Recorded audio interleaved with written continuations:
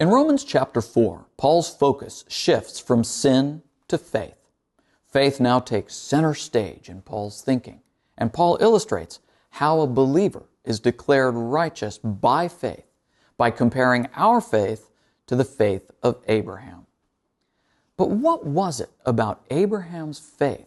What did Abraham believe that moved God to declare Abraham righteous by faith alone?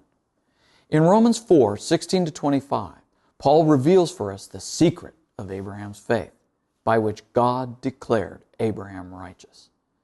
See, Abraham believed in God who gives life to the dead and calls into being that which does not exist.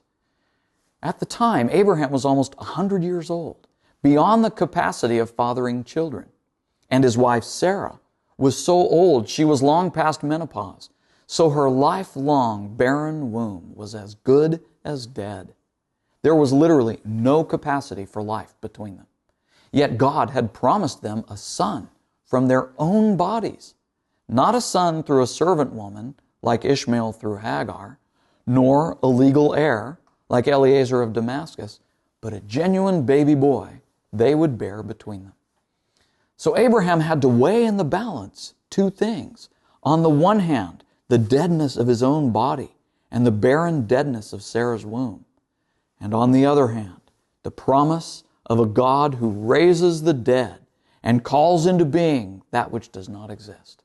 Abraham carefully considered these things, and with a well-considered faith, he chose to believe in God's power of resurrection, in God's ability to create life out of nothing, and to simply believe in God's promise. Therefore, God credited it to Abraham as righteousness.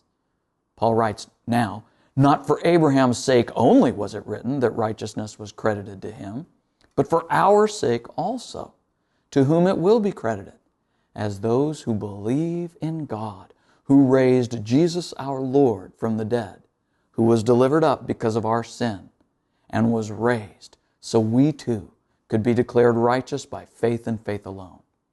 So simple, so straightforward, yet so glorious.